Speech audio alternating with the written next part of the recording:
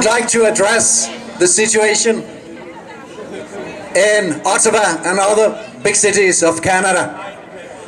My name is Flemming Blikker, and I am with other people arranging this demonstration today in front of the Canadian Embassy. Hello, Canadian Embassy! Hello, Justin Trudeau!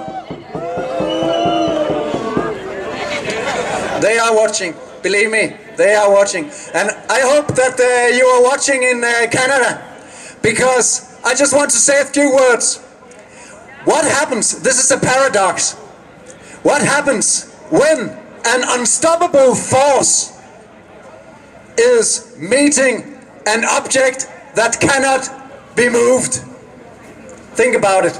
What happens when an unstoppable force is moving forward and it meets an object that seemingly won't move? Collision. Someone is suggesting a collision. Exactly. Any other ideas? It's going into a wave. It's becoming a wave. It's going into a wave. Water tends to find its own way. Water actually finds the easiest way through. Yeah. Energy too. That might be what is happening in Canada. But we are so thankful here in Denmark, as in other places around the world, that Canadian truckers are actually speaking up on behalf of freedom, on behalf of true democracy, and on behalf of the people.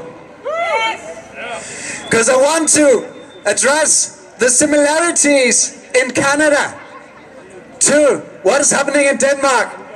Because we don't have a vaccine mandate just the way you have it in Canada. But we have all the laws in place for the government to do the same thing. And our government loves World Economic Forum. We were actually the first country in the world to make a frame agreement, sounds like a funny thing, frame agreement in Davos. Our Prime Minister was there, Finance Minister signing this thing, making a frame agreement with World Economic Forum. And then you might say, what has World Economic Forum to do with the Canadian government? I'll tell you what it has to do with the Canadian government, because Justin Trudeau, who is the Prime Minister of Canada, he is a young global leader from World Economic Forum. Look it up. It's not a lie. This is true. You can find this anywhere on the internet. Justin Trudeau, just like our Crown Princess of Denmark, is a young global leader from World Economic Forum.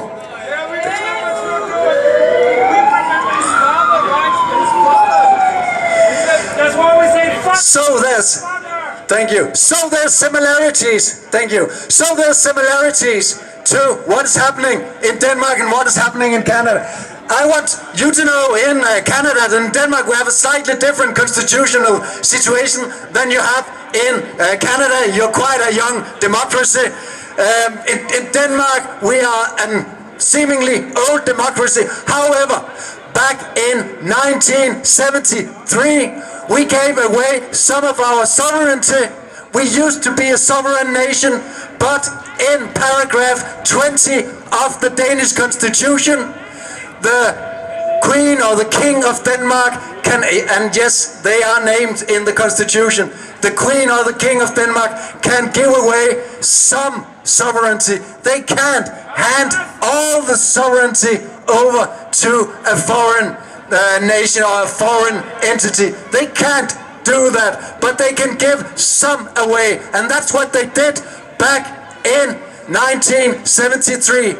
Then in 1993, the Danes, you guys, and all the rest actually vote against what was happening in EU. So we joined, we called it EF, we joined EU back in 73, and then in 93 we actually voted against it.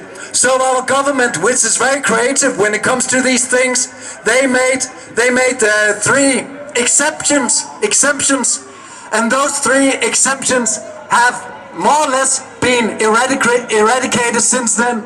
So actually we have a situation in Denmark where we are not a sovereign nation. Now in Denmark the situation is that people, the EU in Brussels, they can make laws, all the laws in the world that they want to, and we have to obey them in Denmark. However, we have a government and a parliament not far from here, and they can make laws in all the other areas. So we do get a lot of laws on hamsters and how to do other things in the household, but all the serious laws are just being passed from EU. A lot of Danes don't even think about this. They still think we are democracy. So that's the situation in Denmark. And I hope that you are paying attention in the rest of the world, because in many countries it is like this. When you look into it, democracy has been going backwards and other totalitarian systems are going forwards, but they are coming in as a thief in the night and taking our freedom away, and we are just obeying. Are we or are we not? We are not obeying. We are not agreeing to what they're doing. We got what we deserved. We have Thank you. voted the bastards. Thank you. And so I'll finish this speech with a thank you, a big thank you to you, Canadian truckers, a big thank you for making the whole world aware of what is going on. Thank you.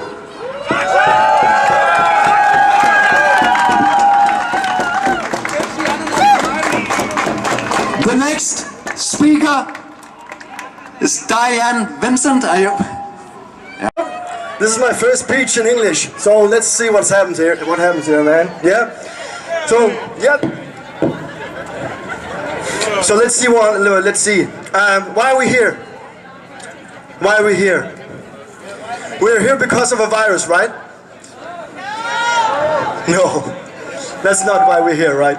We're here because the power is in the wrong hands of the wrong people. That's why we're here. And I'm here because of my son. I'm here because of my family. I'm here because of the world.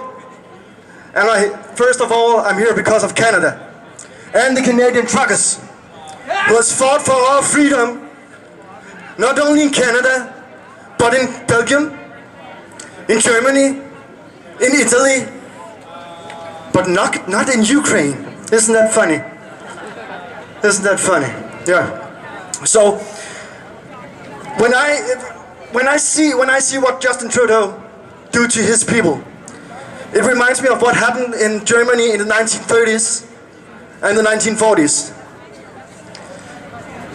It's a crazy thing, you know, thinking about chasing a minority, chasing, for example, Jews, telling them that they are not good people to the other citizens in their hometown or whatever they are. It's a crazy thought, isn't it? Hunting a minority. But that's what we're seeing right now. It's just a minority of unmasked and unvaxxed people. That's what we see now. It's the exact same thing. I just have to check out what I've written down here because it went fast. Fleming wrote to me this morning. Can you make a speak in English this day? Yes, sure. So I'm gonna fuck around a little bit, but that's how it is. But when the war was over in 1945, they said, this will never happen again.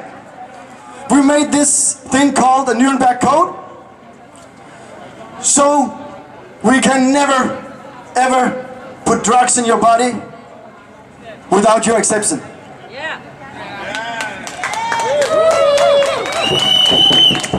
They did that. It will never happen again. But where are we now? Where are we now? It's the exact same thing. But they can't do nothing. Right now they can't chase us. They can't bring us down to the floor and put it in our body, the drugs. They can't do that. unless they get away with the Nuremberg Code, right? And that's what they're talking about right now. Getting away with the Nuremberg Code in EU, they're talking about it right now. It's crazy to think of that we have these people sitting there in power, telling us what to do, telling us what to do with our body, and you can't drive a truck if you're not vaccinated. What the fuck is that? What the fuck is that? I think it's so stupid, and I'm very, very grateful for the Canadian truckers doing this shit. Now the truckers are gone, or their cars are gone, but the people aren't. The people are filled with people fighting for freedom, fighting for their children. But the news don't show that, don't they? It's not what they show. They don't show the little girl who comes down to a trucker and say, "Thank you, sir, man. Thank you for saving me. Thank you for fighting for my freedom." They don't show that in TV. They don't show you people bringing food to the truckers. They tell us that the trucker steals food from the homeless people. They don't tell us that people are running to get gasoline to the truckers. They don't show us that. They don't show the freedom people fighting this war peacefully. They don't show that. It's all about the truckers. It's all about the truckers doing it the wrong way. That's what we hear. So the biggest enemy of the people, it's not just the government, it's the media. The media is, foremost. But they said it would never happen again. Like I told you before, it would never happen again. But what do we have now? A health pass. Gesundheitspass. Genau. That's what we have now. And they told us that and that's then we're back again to the 1940s Germany. Yeah, that's what I wanted to say. Yep, but 80%, it's because I like to be close to the people. I know. Yeah, I know. I've been in this freedom movement for almost 2 years now, and I've never met a greater group of people in my life. Never. All those hugs, all those kisses, all those dancing people, all this freedom talk, it's only goodness. There's no one who wants to harm anyone. There's no one who wants to do dirt to anyone. It's all about freedom and peace. And that's what I love about it. And I've been here for 2 years now, and I'm not giving up. I won't give up. Not until the government is pulled down by us, the people. So why are we here? Why are we here? We're here because we want peace. We want the government gone.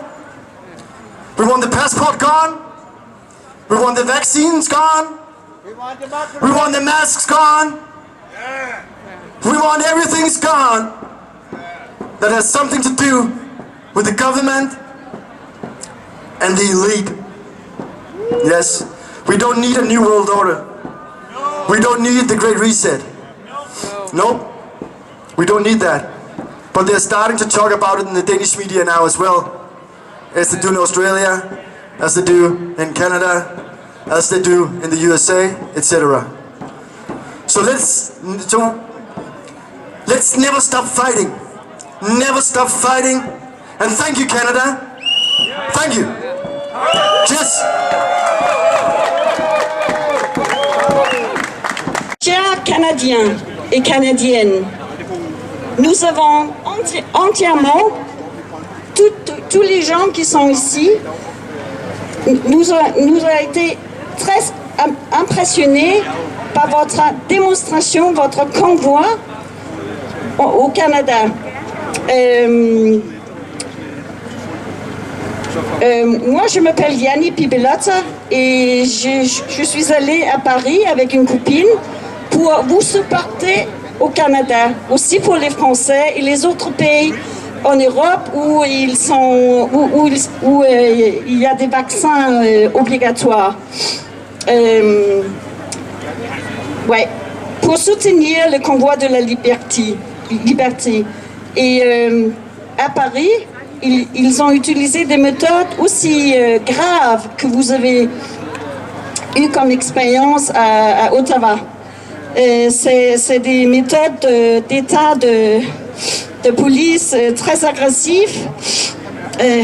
Excuse-moi. Malheureusement, nous avons été empêchés par le décret d'urgence de la police à Paris de rentrer à Paris même. Mais on est allé à pied. Et partout à Paris, il y avait des manifestations. Mais les flics, la police est très agressive là aussi. Et c'est un peu partout, à Bruxelles aussi. J'étais avec ma copine aussi et d'autres Danoises. Et là, on a vu pareil. Il réagit pour rien. On reste tranquille. Nous ne sommes pas agressives ou rien comme ça. Mais de toute façon, il devient vers nous très agressive, très violente. Il faut que ça arrête. On est là aujourd'hui devant l'ambassade de Canada à Copenhague, nous tout autour de moi, pour protester et pour vous supporter.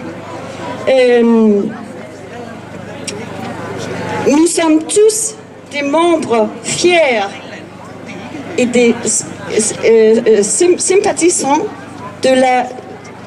de petite French of minority. Nous sommes tous là avec vous pour vous supporter. Nous allons chanter l'hymne national du Canada pour vous et nous souhaitons que vous soyez libres bientôt au Canada, comme nous, on est presque libres maintenant au Danemark. Et voilà, je crois que c'est tout. On espère le mieux pour vous. Salut. Merci.